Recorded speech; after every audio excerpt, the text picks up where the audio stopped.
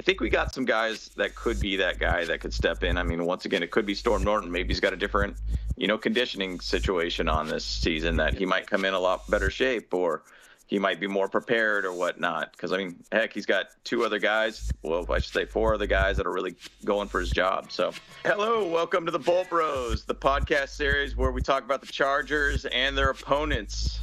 My name is James. I'm with my bros here, Andy and Kyle. Yeah. In today's episode, just kind of give you a little bit of a recap and a little bit of a inkling of what we're going to talk about. We're going to talk about the right tackle battle is what I like to call.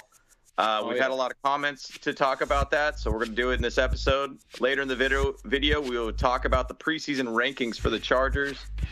And then we're going to talk a little bit more about the defense and offense potential for 2022. So let's get into it. Bolt Bros, let's go. Bolt Bros, let's go.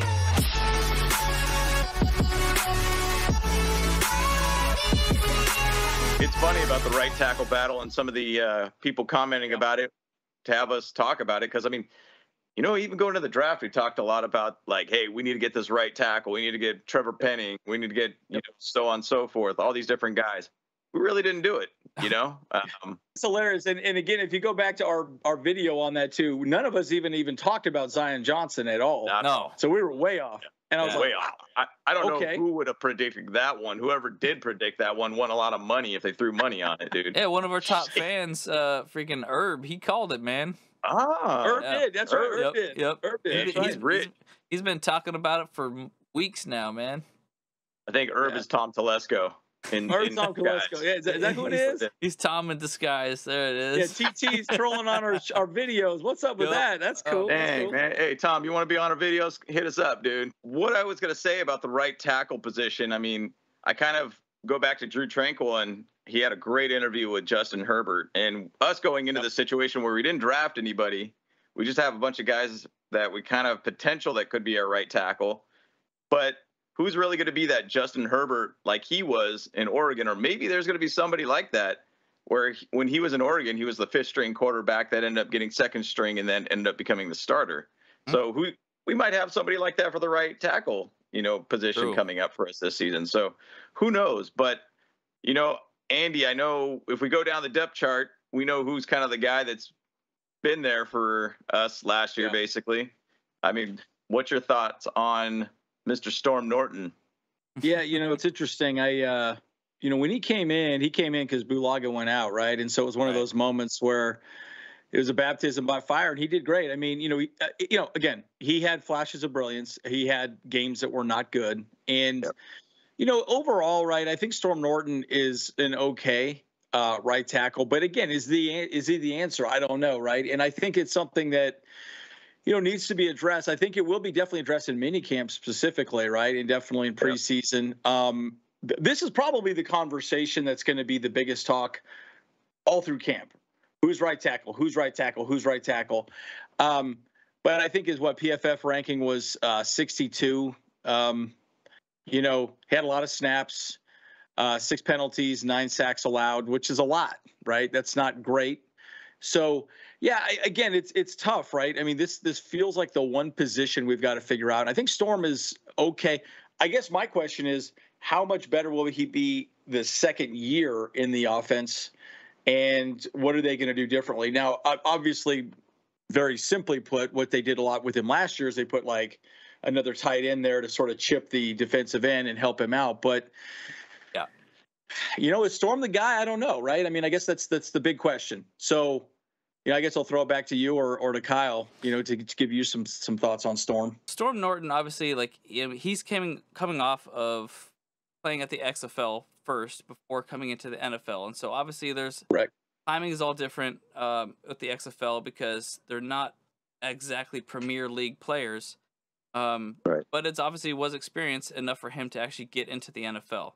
And so that's a big thing. But also, so now he has a lot to prove, and he has a lot more room to grow because he has another year playing at the NFL under his belt, and so maybe he's actually able to do a lot more, and maybe that's what honestly the coaches are seeing with him to keep him at that position at right tackle 1. So But then, of course, we'll look at the depth charts for, say, ESPN, and you have Jamari Salyer at second, and you have another player, Foster Sorrell, at third, and you have Andrew Traynor at fourth.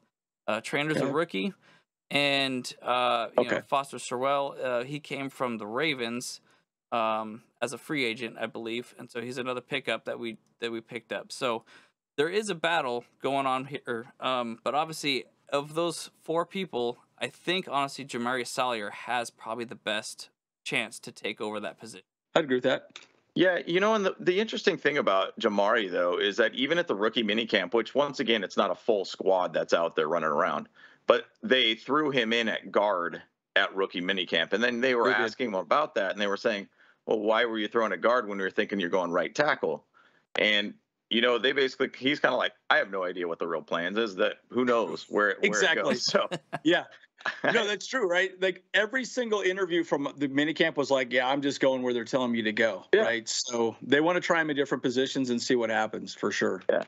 Well, and the thing that's interesting about Jamari is that, if we do look at who we really tried to bring in, a guy that could be a right tackle since he played left tackle in college, and to be honest, did a really, really good job at that left tackle position. Yeah, absolutely. I mean, he's really the only dude that we really could potentially plug into that right tackle position outside of Storm Norton.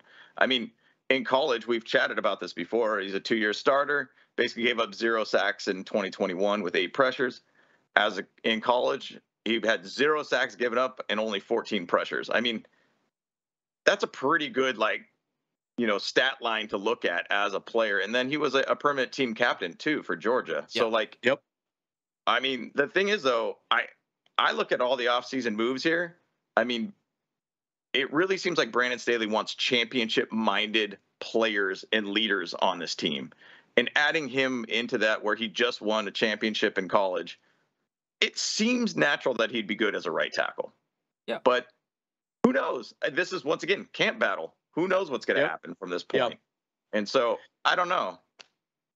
Well, any other thoughts on that? Yeah, well, I mean, I'll say this, though, too. I mean, obviously, we don't play football itself, but I guarantee that we play Madden. We play Madden. Yeah, so, but I guarantee you, the movements from the left side and the right side are actually different things, and there's definitely muscle memory involved in all this stuff. So, that's why it could be a very difficult thing for someone to change. But because he's so young, and he still has that, I guess. Malleable and kind of flexible in that position, he could easily, he's probably the top person. That's why I also contend with that, to go to that side as well. So sure. Well, and I think also he's going to have a chip on his shoulder. He got drafted so low. Yeah. All of his Georgia boys got drafted way. By the way, he was supposed to be way higher. Oh yeah. Yep. I still to this day am kind of confused as to why he slipped as far as he did. But hey, good for us. Hey, that's a steal. I mean, he might be the biggest steal of the draft for us, right? Which is pretty exciting. So it's funny what you talked about, Kyle. How turning right and turning left is so different. I always think about the movie Zoolander, and Ben Stiller's like, "Oh, I'm not an ambi-turner. I can only turn left. I can't turn right." But there's something to be said about that, right? And it is different playing on the right side, left side. And so it brings me up to the other thought I have about what about Trey Pipkins? Because last year he played the left side and the right side, and he did fairly well on both sides. So I don't know. Trey Pipkins could be a guy that could step in. I mean, it's really interesting because there's so many ways this could go, and I don't even know if I can make even a thought at this point on who could be the right guy. But it really could go either way, and there's a lot of depth there, which is great. So it's really going to boil down to a very minor benefit of having this person on the side. Maybe they work better with Zion Johnson because he'll be right next to him. Maybe they gel a little better together. I don't know. I mean, it's really going to boil down to just a few little things to see who our starters can be at right tackle. Yeah, no, it's totally. And I'm a big fan of seeing if Trey Pipkins really does well at that position. Right. And I'm really looking forward to that as the camp battle and preseason and such too. And I guess it's kind of one of those things. You get a guy that was, I believe, in 3rd round that we drafted him. And funny story about him, he wasn't even paying attention to the draft. He was just driving around or whatever, and he didn't think he was going to get picked up in the 3rd. And he gets a call from the Chargers, and he was stunned to even get picked up in the 3rd. So that's right. That's right. So like he wasn't even like thinking it was happening, kind of thing. He might have thought maybe late in the rounds. Shoot, I got drafted. Oh, dang! Oh, hey, man. Yeah, you got to get on a plane now and come on out here. And you're like, whoa, okay. Yeah, let's buy that Ferrari right now. Let's make that happen. Maybe he was driving to the car dealership, you know, and he's about to get his new whip, you know.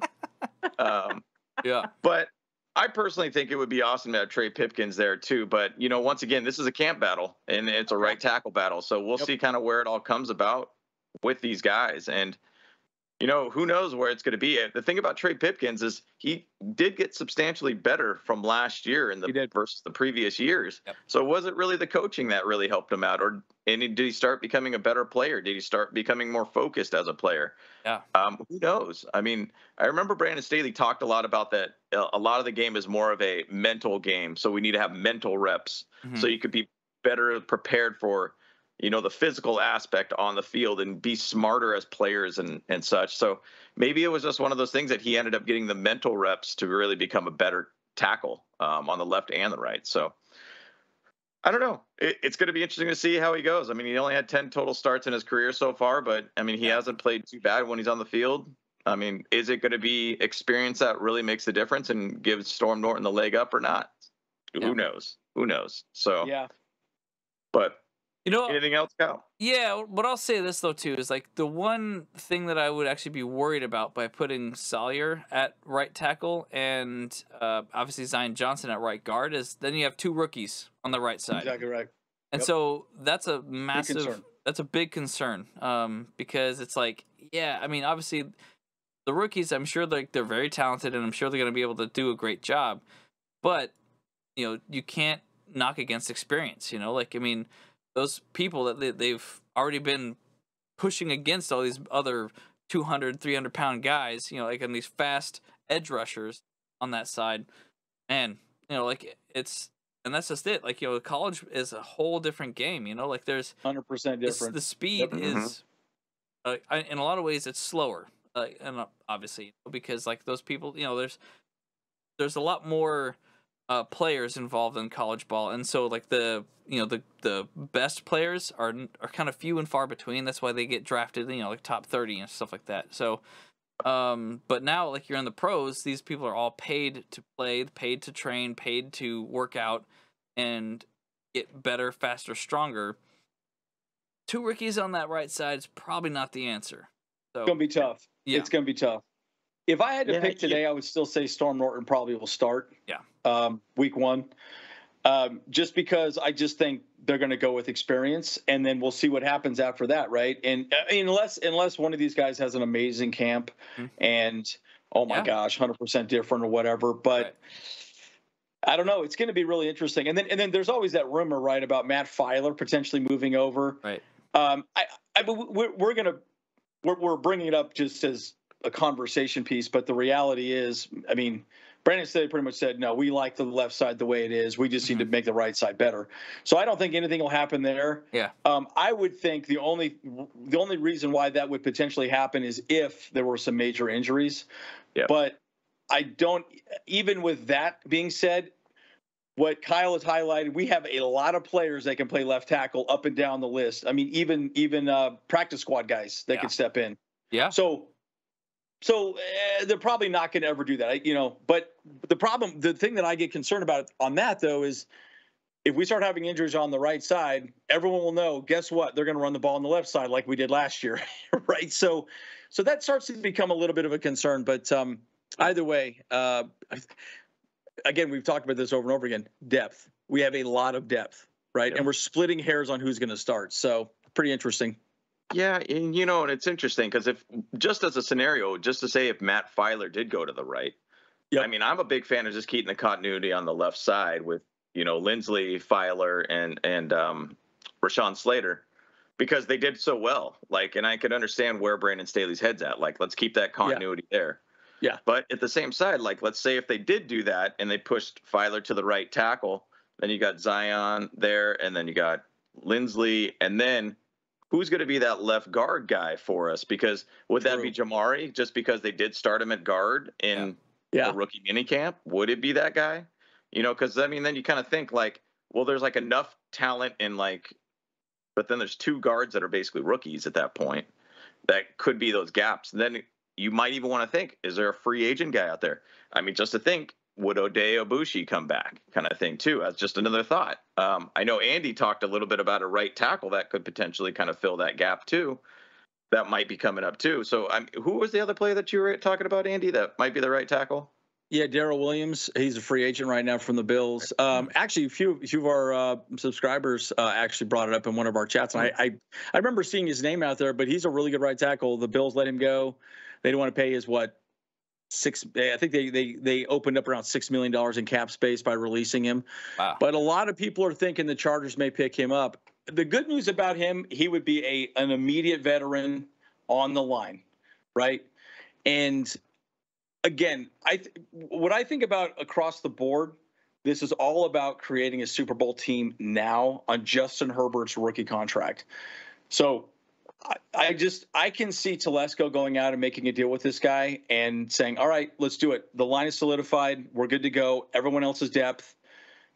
And that's it. You're only coming in if somebody's hurt. And that's how it goes, right? So, he could be an interesting guy. I mean, the cool thing about Darrell is I think he played guard and he also played tackle. So he's very versatile. He does fit in the system well with what we're doing here in San Diego. Hey, I can't believe I just said that. Seasons ago. Yeah, that's right. Los Angeles. So, I mean, again, it's really interesting to see. It'll be interesting to see if we sign. I would say this. If they sign him, then it's very clear that they're not happy with what they have currently at right tackle. But if they don't sign him, then I think we definitely have a right tackle on our team now, and they're just going to go with what they got. So that's my thoughts. Yeah, and it's interesting because when you go into the preseason and when the preseason's ending, that's when the cuts start happening, obviously. And sometimes there's those veteran guys that just get cut, and that rookie came in and took his position. And every year, everybody's position is at risk because there's another guy that wants your job. Yeah, and, correct. Who knows if we do that again? I mean, the thing is, with the Chargers this season in particular, they just keep signing people and finding ways to sign people at really good contract pricing and just adding depth to this team some way or another. And it's incredible to see that. So who knows where it's going to be? And even these players that are on the team, will they be the guys? Right tackle, I would probably say yes, but at the same side, camp injuries do happen. I hate talking about that, and things can shift, and maybe a player doesn't perform well, doesn't show up in shape or whatnot. So who knows, man? I mean, it could be another free agent. It could be a shifting of the line a little bit, but I'd like to be able to keep the continuity on the left side at least. Yeah. And I think the thing Zion's going to be good, and my hopes is that Trey Pipkins comes in with a chip on his shoulder. He's been in the system for a little bit, not as much experience as Storm Norton, but Jamari, I think, could come in really with the most fire out of these guys. So it'll be interesting to see how this all pans out for this, right tackle battle. You know what I love about this too is we're all wearing baby blues right now. We didn't plan this, so I think it's hilarious. Yeah, we all got the memo. It's baby blue. We all got the memo. Right. Baby blue. That's right. Baby blues. How about the baby blues? That's awesome. Well, I was gonna say too, though. I mean, before we move on, there are a couple other right tackles out there that I think that we could pick up for fairly cheap, actually. Okay. Yeah, I mean, because he still hasn't. One of them still hasn't been signed as Eric Fisher. For the Colts. Yep. However, he was a left tackle. I don't know if he would be down to play right tackle or whatever, but he wants a lot of money. By the way, I'm looking at PFF.com, like the current tackles out there, and the unsigned free agent market. And then there's a Riley Reif from the Bengals who's still out there. He's kind of a more of a problem solver, bridge type of tackle. He can totally be on that right side. But I mean, obviously we know how the Bengals line was kind of a dumpster fire a lot of times. So, and he did give up some things, whatever, but he can always improve. But he is a little bit older. And then there's two more people that I kind of spotted. There's Brandon Shell for the Seahawks. He's still unsigned. He's 30 years old. He's a pretty decent person, a size player, 6'5", 324 pounds. That would be kind of interesting to bring him around, because then they can actually have some insight to how Russell Wilson works a little bit. And so that could be a good one. And then lastly, I saw is at Denver is Bobby Massey. He's probably like the cheapest option, but he's definitely like a slightly below average potentially, according to PFF, at right tackle. But yeah, so there's definitely some options still out there, but I kind of feel like if this was gonna happen, it would be later in the season. Like somebody goes down, they just need to find somebody that they'll do like a 1-year contract on one of these guys, and kind of solidify that position again.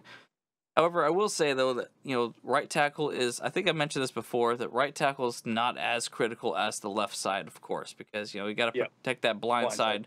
Like that needs to be literally Fort Knox, to keep that quarterback away from these edge rushers. So my hopes is we really find that rock solid guy. I mean, it would be awesome to be able to see that we could really have stability there, just because, and everybody's got to go and repeat this in their head. And in the Storm Norton game against the Raiders, which I bring up, I think probably at every podcast, and just watching him and just how bad that game was, and how Max Crosby just basically handled him. And did that make a difference to the game? I mean, and it possibly did. And there was a lot of desperation throws that we needed to make. And, at the same side, I mean, Storm Norton was gassed, and he was just not looking good. And we just want to be able to make sure that the line's really well. And I think we got some guys that could be that guy that could step in. I mean, once again, it could be Storm Norton. Maybe he's got a different, conditioning situation on this season, that he might come in a lot better shape, or he might be more prepared or whatnot. Because, I mean, heck, he's got 2 other guys. Well, I should say 4 other guys that are really going for his job. So who knows? Who knows, man? I mean, it's going to be it's a battle once again. So we'll see how it pans out in camp. Bolt Bros! All right, let's talk about Los Angeles Chargers preseason rankings as a team. I mean, it's been pretty exciting to kind of see a lot of different rankings that are out there on various websites and such too, and just giving really high marks about the Chargers. I mean, we've seen some of, even the top teams in the league where it's almost like a bunch of AFC West teams in the 6th, 7th, 8th, and 10th position of the top 10 or top 32 teams in the league. But it's exciting to see kind of that the Chargers are really getting a lot of love right now. And one that came up recently was on NFL.com, Cynthia Freeloyd talked about that the Chargers have the number 2 most elite offense in the league. And you got to think last year was pretty good. I mean, we had a pretty freaking good offense. And guess what? They're all back with just a couple extra weapons right now. Like, exactly correct. Where's the ceiling on this team? Where's the next gear that we could take with this team? I mean, you got Bills with the number 1 offense, which Super Bowl, baby. That's the next ceiling, baby. Super Bowl. It's a Super Bowl. That's what we're doing. We're going Super Bowl or bust. That's right. You heard it here. I'm gonna throw $1,000 on the Chargers for a Super Bowl run this year, baby. It's happening. Show me that ticket. Let's go. I'm gonna show you that ticket. It's happening. $1,000 done. Oh man. I mean, obviously that's where we're at. I mean, the amount of moves that we've gotten to, and the amount of decades as Charger fans. I mean, heck, what was it, 94, 95 or whatever, when we were in the Super Bowl? That was the last time. And we've gotten to some AFC championship teams and games and didn't get to that next level. But it really feels like this year has just something different already. And it's like, once again, we were talking about before we started the show here, man, it's only freaking May. Like, it's only May. I wish the season was starting right now, because I'm ready. I'm so hyped. I cannot wait. So, the thing is, though, there's so much hype around this team. We hope that it could make it happen and get to that next level. I mean, I still feel it's AFC championship or bust minimum for this team. Minimum. Yep. Yeah. So key to be able to get to that point. But one thing I was thinking about, just with the offense and having the continuity, I mean, this is the MVP run season for Herbert, in my opinion. Like, he could really be that. And even when we did the schedule release, I kept saying that this is going to be the game that's going to solidify that potential MVP for him. And he's going to basically just have a phenomenal year. I think he'll get well over 40 touchdowns. I think he'll potentially get over about 5,000 yards passing once again. But I think, Andy, you were talking about, what is this, the first time in 6 years Herbert has had the same offense? Wow. Yep. Yeah. Insane. Yeah. He's always had a new offense. And so one of the things Brandon Staley talked about was he said, we want Justin Herbert to be the offense, and that's it. Right. So he has a book of plays that he can audible to if he wants to try something different. Okay, this looks, someone to be open in the flat, running back, wheel route, whatever.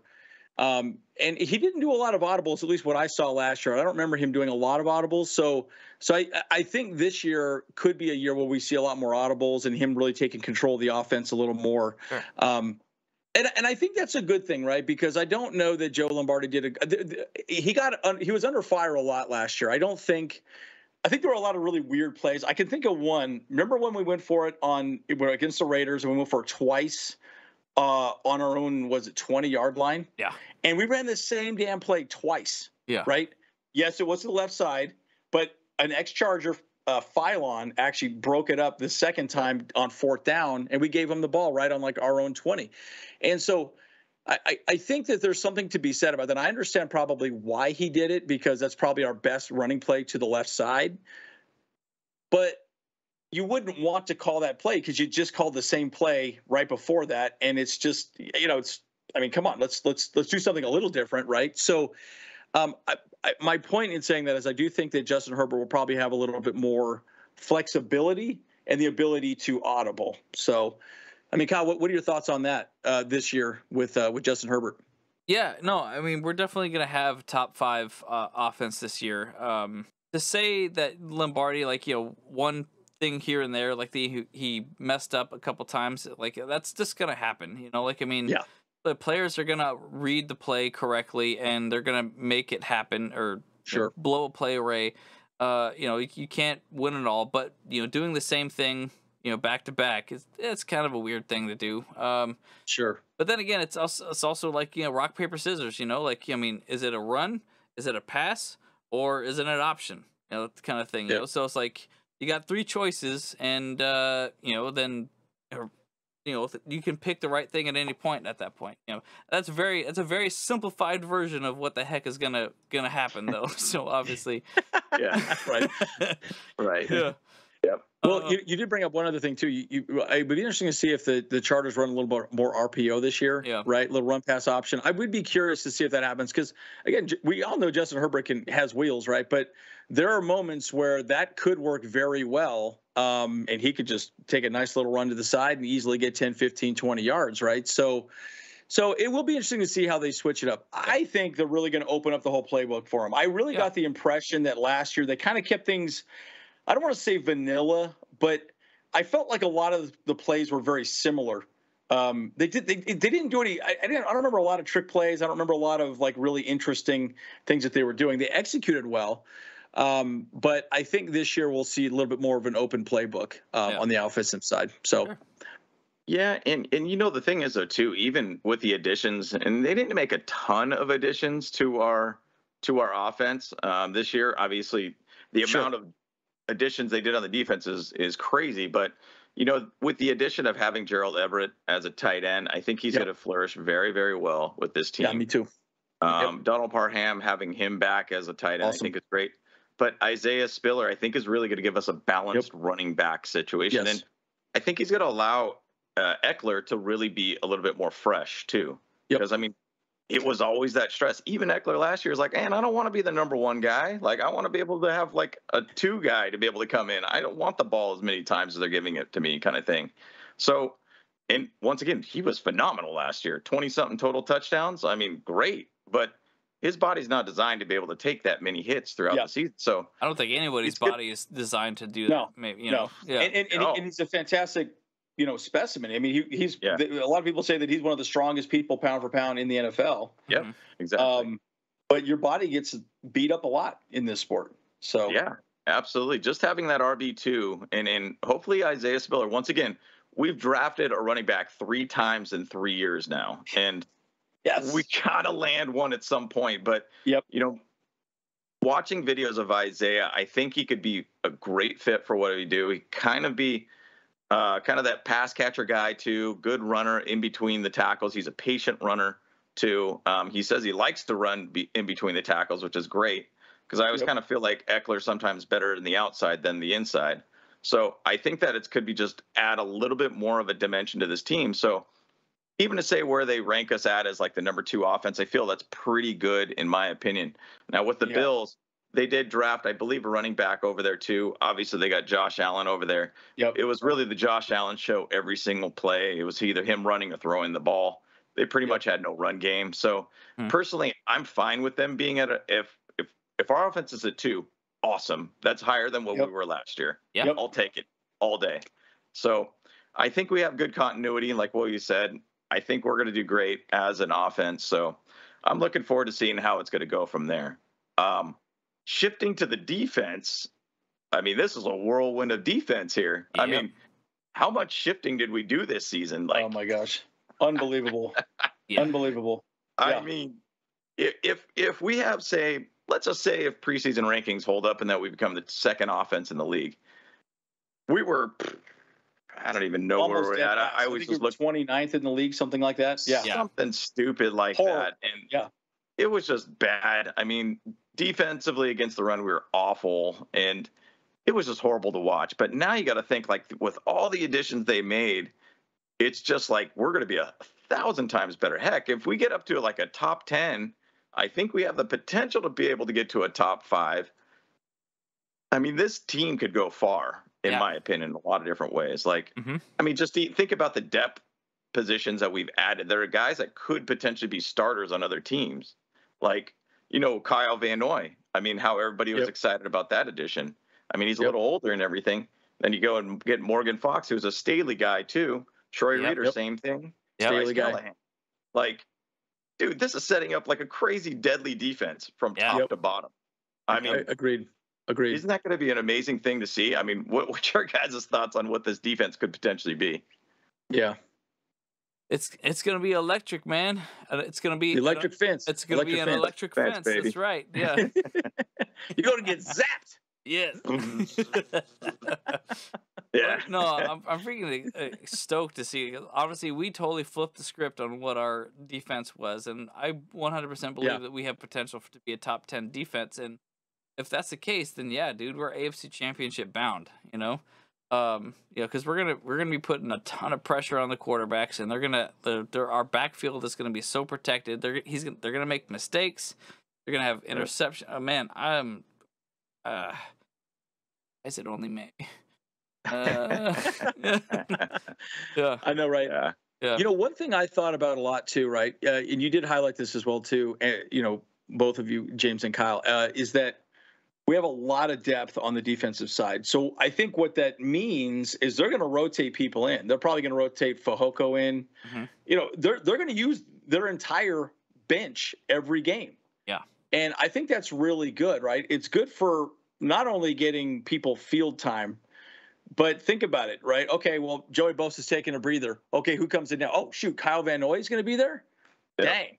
And then Kyle Van Noy will be on this side. Then he'll be on the other side when we want to put Khalil Mack for a breather, right? So they're just going to rotate those 3 as edge rushers the entire time. Yeah. Troy Reader, I promise you, they're just going to keep rotating people in and out and keep people fresh for the entire game. You highlighted earlier, James, and I think maybe Kyle, you talked about it as well too, that Storm Norton was gassed at the end of the game. Well, he played the entire damn game, right? Yeah. And there was a lot of plays, and so he was definitely gassed at the end. So again, I think with that depth, you can rotate people in and out on third down plays, on third and short, jumbo packages. You keep your guys fresh for the fourth quarter, which we all know in the NFL, that's usually when the game comes down anyways, right? So that, and we didn't have that last year. We didn't. We didn't have people we could bring in that could really do well. So, and again, it's also the second year with the same defense that, by the way, is extremely complicated the way that it's run. I mean, Derwin James, I think Brandon Staley highlighted that Derwin James had 6 or 7 different responsibilities at any given time on the field. That gets very confusing. So I think with a lot of this depth, it'll give Derwin James, I think, by the way, I will say this, I'm going to give you a big prediction. Derwin James is going to have an amazing season this next year.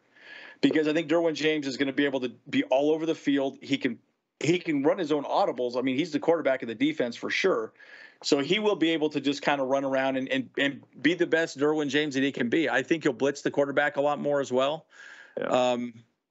Anyways, I'm actually almost as excited about the offense or the defense as I am the offense, because it's going to be amazing. Yeah. Well, and it's good to see, like, and now Brandon Staley really just says, like, once you said he's the quarterback of the defense, basically. And, you know, there's the rumor that he's basically going to get signed here pretty soon to his contract too. Yep. So, yep. You know, and the thing about it is, I mean, they're saying it could potentially be, based upon sportstrack.com, that it could be about $15.5 million a season. So, which would put him about the second highest paid safety in the league, second to Jamal Adams, which is kind of weird. But the thing with Derwin, and I think with him, it would kind of give him a little bit more comfort to be able to come into the season being like, cool, like, I'm the dude still. I got signed to this contract. Maybe he'll play a little bit more loose. Maybe he'll be able to really just be a little bit more set on the game. And you know, players don't want to say, the contracts are really bothering me. And, you know, like, it's really like screwing with my head. But I think there is that mentally side of him specifically, because he's gone and got injured a couple seasons. He wants to be able to have that surety that, hey, you're our guy kind of thing. I think this could be a good move for the Chargers. Now, I just want him to stay healthy. And when he's healthy, he's great on the field. Oh, my gosh.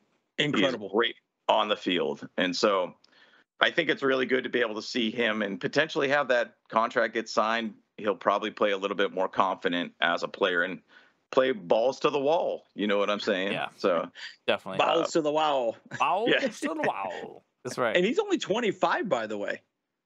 For some reason, I thought he was older than that. He's 25. Young dude. Yeah. Young dude, man. And he's a stud when he's out there. I mean, once again, I think he's going to help out the box and basically be playing with the linebackers at some point. I think he's just going to be able to pick the number one receiver potentially too, or tight end or whatnot, kind of, because since he's a taller dude, he could play against, like, say, Darren Waller or whatnot, or Kelsey, and he could just hover around them. And then everybody else behind him is really good too, by the way.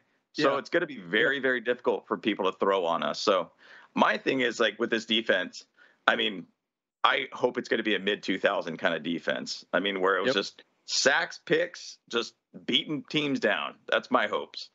And I think we have plenty of those guys on this team that could be those guys. So I don't know. To me, just to ask the question to everybody here, you know, bottom line, who is really better, the defense or the offense at this moment? Like, I don't really know if you could really. Dang. I don't think you can really, like, say which one or the other. I mean, once again, we know what the offense is, but we don't know what this defense is going to be. But talent right now, are we better than the offense right now based upon talent? I don't know.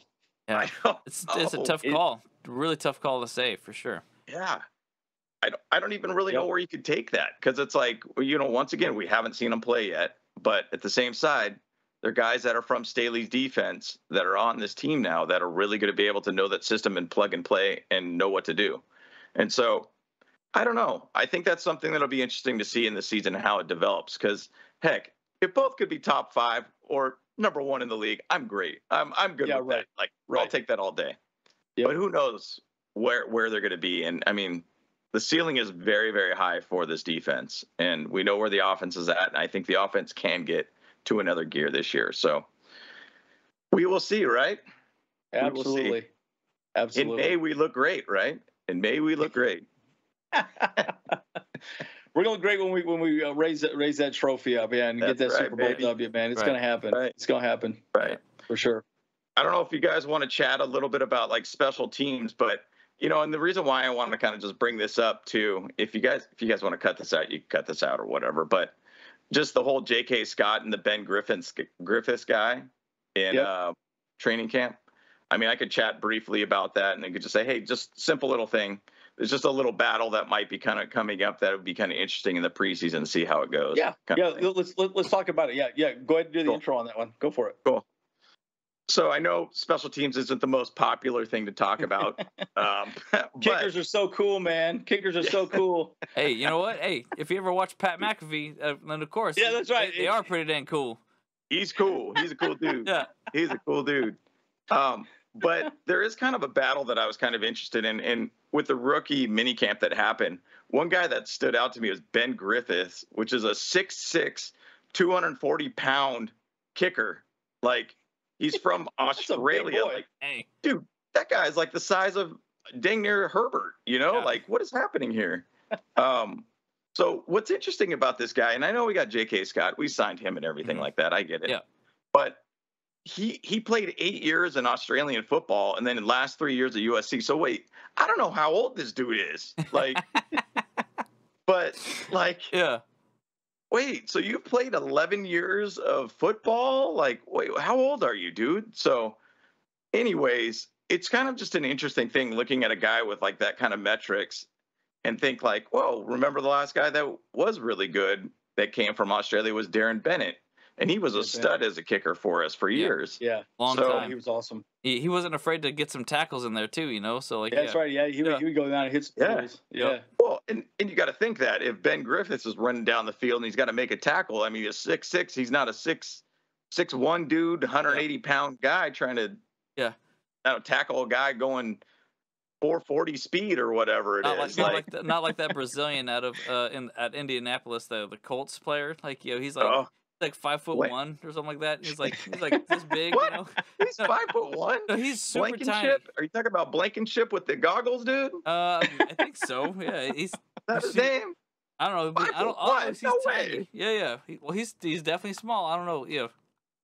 I'm looking it up right now. He kicks the ball, runs to the sideline. I'm out. Forget about it. Yeah, dude. He's 6'1", but he's scrawny. That's all. Yeah. Okay, there we go. Yeah. I was gonna say, dude, 5 foot dude running around. I mean, he weighs $189, so he's a skinny little dude for sure. Well, $189 soaking wet. Yep. Yeah, but you bring up a good point though, James. Right, special teams is important, right? We were horrible last year in special teams, right? Yep. So. It again, maybe to wrap up with special teams too, we got Deandre Carter, right? Deandre Carter will be our guy. Plus, he's also a backup wide receiver, right? Yeah. We're not talking about him being a wide receiver for offense. You got to see one thing I thought about with that too is you could use him on sweeps because he's really fast. Get him in open spaces. He knows how to weave and bob. And so they could get really creative, using some of those special teamers, right? And so the other thing I would add on that as well too. A big reason why Brandon Staley drafted so many people, and he's talked about this just last week, or actually just this week, he basically said, look, a record number of wide receivers are drafted in the first round. And I remember, I think he was talking to the Rich Eisen show. He goes, well, and people are asking me why I drafted so many cornerbacks, right? But Brandon Staley also likes cornerbacks because they do very well on special teams. So most of the people that we drafted in cornerbacks in the 6th and 7th round are probably going to have to find a spot in special teams. Even our fullback, by the way, will probably have to be a special teamer guy that we drafted in the 7th round. So, again, we're stopping the pass. We need as many D-backs as possible, and they also will help with special teams. And I think it's something to not overlook, right? Winning a championship, you have to be good at offense, defense, and special teams. Special teams is always overlooked. Yep. But clearly this year it's not been. And so I think that's a really good thing. And we have to be a balanced team. We have to win in all three phases of the game. So, yeah, good point. Yeah, exactly. Build experienced guys in those positions too is a good thing. And once again, these guys do learn as a special teams guy, running after the ball and learn how to be able to tackle individuals and see the field and be on the field and not have those jitters or whatnot.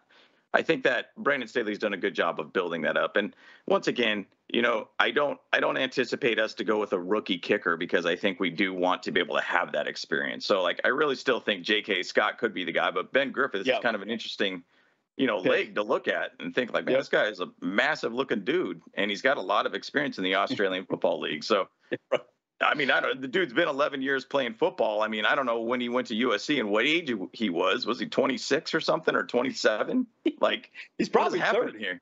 Yeah, he's probably 30 years old. Yeah. So weird. So driving Uber on the weekend or whatever, right? Yeah, no doubt, dude. Jeez. Side hustle. Yep. Well, I do have one last thought before we wrap up. I know we talked about the offense already, but again, this is the first year, and we talked about Justin Herbert. We're predicting that he's going to potentially go for a MVP run this year. a lot of people, I know Corey Linsley was talking about him specifically being like Aaron Rodgers, very smart guy, very intelligent. But this is the first time in 6 years that Justin Herbert has had the same offense from the year before. So he's always had new offenses moving forward. First time in 6 years. I mean, this is all the way back to his college career, obviously, at Oregon. So, again, if you think about that and you think about what we've done in special teams, defense, everything we've added to it, man, sky's the limit for this team, guys. I mean, if you're not excited now, I don't know what gets you excited, because if you're a Charger fan, holy smokes, we got nothing but excitement that we should have for this next season. It's going to be ridiculous. Exactly. I like it. Absolutely. Yeah, absolutely. I guess my final thoughts are is that, like, I think we are listed with our strength of schedule. The teams that we're playing, you know, we're 10th overall on our strength of schedule. So the teams we're playing have a running record of about .519, slightly over 500. So we're playing against mostly winning teams. But despite all that, we're actually favored to win. You know, one of the favorites to win the AFC. According to DraftKings, we are ranked second as far as odds to win. You know, first up is Bills, of course, because they were AFC championship team. And so I'm pretty stoked. I think honestly we made enough changes to our team offensively. Well, we didn't need to make too many changes offensively. But we made a few improvements that were clutch. Our defense has improved astronomically. 100%. And we needed that because we talked about this before. Is that we had one of the 29th worst defenses in the league, and then our special teams was even worse than that. And we've made improvements all across the board, everywhere we needed to. So I'm ecstatic that I think that we are, going to go to that AFC Championship game. And I think so. It's going to be good. It's it. Put it in the books, boys. Put it in the books. Right. Put it in the books. And I'm going to hop on DraftKings right now. I'm going to put that grand. I'm going to put that rack right on it. I'm going to put that rack right on it. We'll have to put little thing on there. Yep. Screenshot. That's right. Yeah, no doubt. Oh, bros. Well, just to kind of end the episode here, it's an exciting time for the Chargers, and it's exciting for the Chargers fans. And I'm excited to be able to get into the season. And it depressed me to think it's only May. And the camp really doesn't get going till late July. And so it's kind of a bummer to be able to see that. But, there's a lot of excitement going into the season, a lot of expectations, and I cannot wait for this. So, it's going to be an exciting time once the season keeps going and gets going. And I can't wait. And, Chargers might even make some exciting moves, even sign some other players for some reason. I don't even know the salary cap's even. We could get that Darrell Williams. We go get Darrell Williams. Yeah. Yeah. Who knows? Who knows, man? I mean, it's such an unpredictable season, and it's very uncharacteristic of who the Chargers ever have been. So, but just to recap the episode, I hope you guys really liked our episode here. We talked obviously about the right tackle battle. Boom, bam, boom, bam. And then we talked about the preseason rankings for the Chargers, and then our offensive potential for 2022. So, we love to hear you guys' comments. So, like our videos, comment, share. We love seeing from you guys. I mean, we've even created this episode specifically because some people are asking about the right tackle position. So it gives us ideas of what our audience wants, and we are excited to be able to hear from you guys. So, bottom line, thank you guys so much for watching. Once again, I'm James. I'm here with my brothers, Andy and Kyle. Bolt Bros, we're out. We out. Let's go. We out. Woo! Go.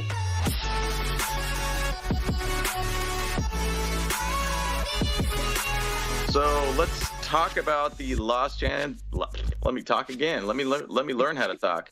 Call them San Diego Chargers like I just did. The San Diego Chargers. Holy smokes. Oh, man. Super Chargers. Well, let's talk about the Los Angeles Chargers preseason rank. Man, I cannot talk right now. What is happening here? Oh, jeez. Oh, yeah. Yowzers.